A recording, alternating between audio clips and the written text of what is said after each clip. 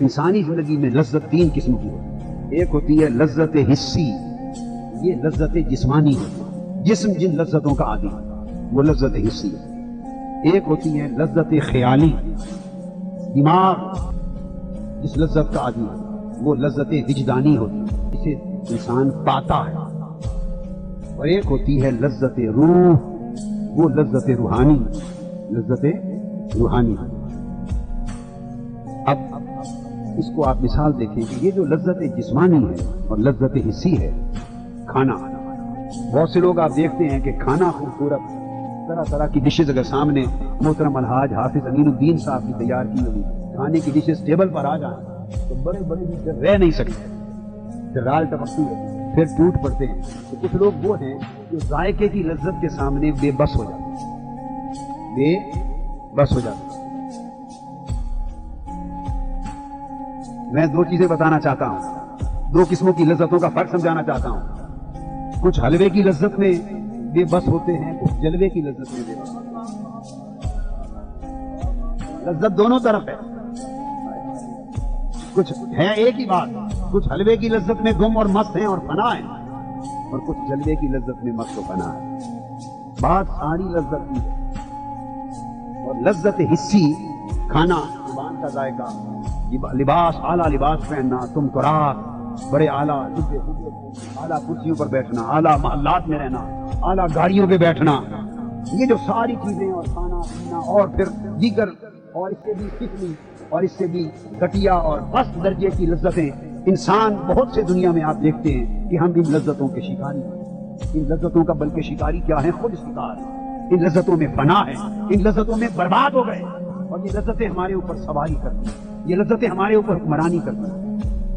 اب اس کی تفصیل تو سمجھانے کی کوئی ضرورت نہیں، یہ تو بالکل عام بات ہے. تفصیل اگلی دو لذتوں کی سمجھانا. اب بتانا یہ چاہتا ہوں وہ لوگ جنہوں نے زندگی میں صرف لذت حسی دیکھی اور لذت جسمانی دیکھی اور اس سے اونچے درجے کی کوئی لذت جن کو ملی ہی نہیں، وہ یہ بات نہیں سمجھ سکتے. مثال دینی پڑے گی تو سمجھ آ جائے. ہم جب پنجاب یونیورسٹی میں پڑھتے تھے، نیو کیمپس میں رہتے تھے، اور ہم دیکھتے تھے کہ کچھ لڑکے تاش کھیلتے، شطرنج کھیلتے تھے، چیس کھیلتے تھے، تاش کھیلتے تھے، چیس کھیلتے تھے. لڑکوں میں ہم نے اپنی آنکھوں سے دیکھا ہے کہ تاش اور شطرنج کھیلتے کھیلتے دو دن راتیں گزر جاتی، کھانا بھی نہیں کھاتے. میں نے اپنی آنکھ سے چھوٹا موٹا سینڈوچ کھا لیتے ہوں گے زندہ رہنے کے لیے، آغا صاحب کچھ نہ کچھ ہلکا پھلکا، مگر نہ وہ میس کی پکی ہوئی بریانی کھاتے. یہ بات سمجھنے والی، نہ ان کو خبر ملتی کہ آج میس میں مرغا پکا ہے، نہ ان کو مرغا طلب کھینچتا، نہ بریانی کھینچتی، نہ سویٹ ڈش کھینچتی، نہ پھل کھینچتے، نہ اعلیٰ مرغن کھانے کھینچتے. یہ کیا تھا؟ یہ لذت خیالی، یہ لذت خیالی، یہ خیالی لذت ہے. ذہن میں ایک لذت ہے، وہ خاص شطرنج سے ہو جائے، وہ تاج سے حاصل ہو جائے، وہ ساری حسی اور جسمانی لذتوں کو بھی بھلا دیا. اب تھوڑا آگے بڑھیں. میں نے اسفل سافلین سے بات شروع کی، بہت نچلے درجے سے شروع کی، تاکہ ہر سطح پر آپ کو حقیقت یکساں نظر آئے. آپ دیکھتے ہیں جان کس کو پیاری نہیں، کھانا پینا، عزت کے ساتھ رہنا.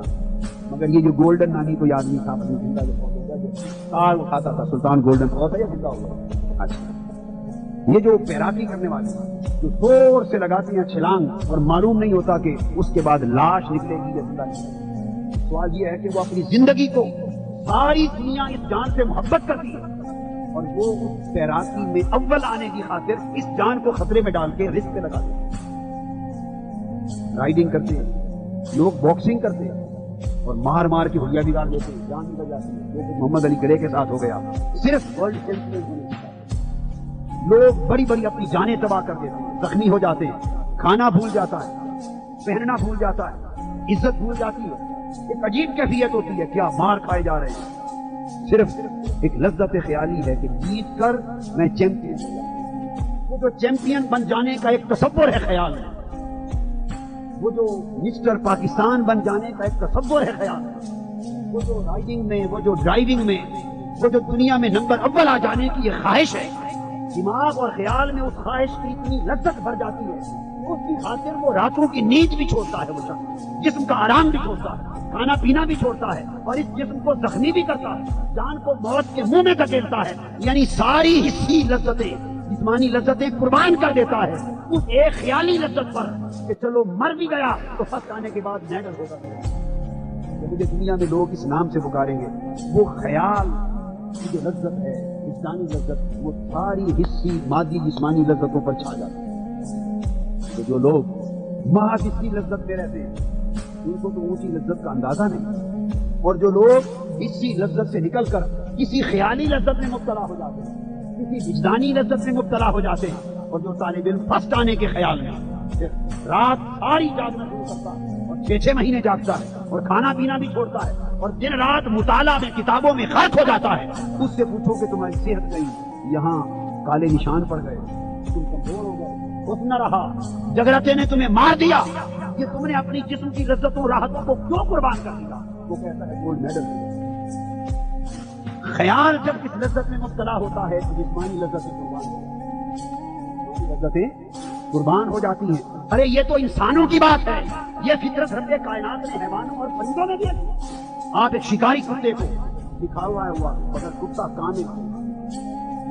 کامل ہونا شرط ہے، کتا کامل شکاری کتا اس کو پھینک دیں، شکار پکڑے گا، بھوکا ہوگا، 3 دن کا بھوکا ہوگا، 3 بھوک کی آگ جل رہی ہوگی، شکار کو پکڑ لے گا، اب پیٹ کی بھوک کی آگ کہتی ہے کھا لے، اس کتے کا خیال کہتا ہے نہیں، مالک کے قدموں میں ڈال دو۔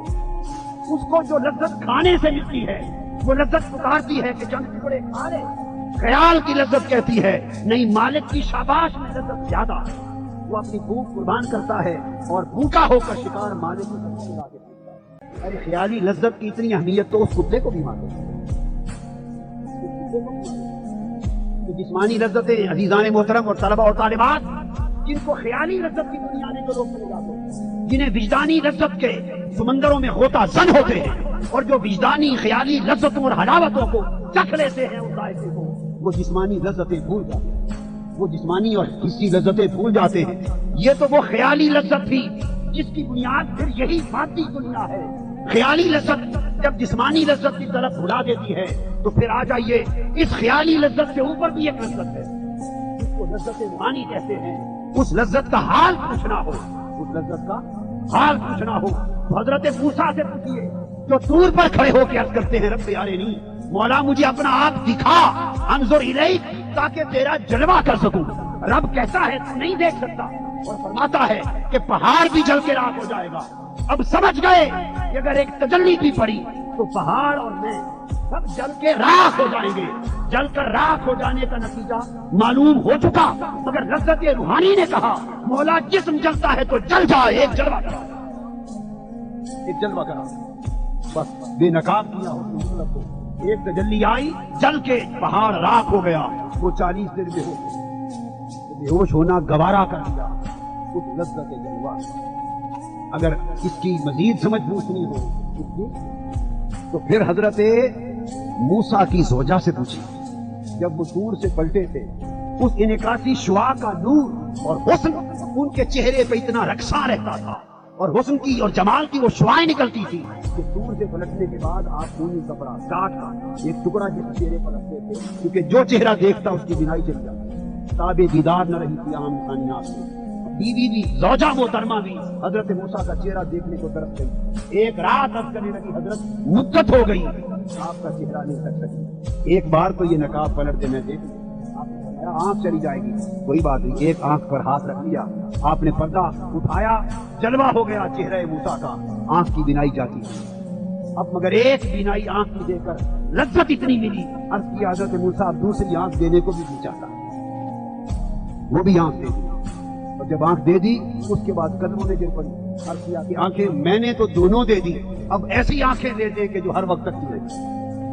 تو جن کو لذت روحانی ملتی ہے وہ پھر جسمانی اور خیالی ساری لذتیں بھول جاتے ہیں، سب لذتیں بھول جاتے ہیں۔ یہ صوفیاء اور اولیاء اپنے اس تعلق کی وجہ سے مالا اعلیٰ میں پہنچا دیے جاتے ہیں، یہ عالم جبروت کے اندر مستغرق ہو جاتے ہیں، اور پھر انہیں وہ لذتیں ملتی ہیں جن سے بہت سے ملائکہ بھی آتے ہیں، اور جب ان جبروتی اور لاہوتی لذتوں میں مستغرق ہوتے ہیں تو پھر یہ 40 سال دھوپ میں کیوں نہ گزارے، پھر یہ 10 سال मुशक्कत और रियासतों में क्यों ना गुजार दे, जिन्हें लाहूती और जबरूती लज्जतों का खजाना और खुराक मिलती है, फिर वो हजरत ख्वाजा अजमेर, ख्वाजा खाजगान, वली ये हिंद सारी लज्जतें तर करके उस लज्जत दीदार मौला में गर्क रहते हैं। फिर वो शाह नक्शबंद बनते हैं, फिर वो शेख सोरभत बनते हैं, फिर वो 24 साल सिग्नलों में बसर करके गौसुल आजम पीरे माँ बनते हैं।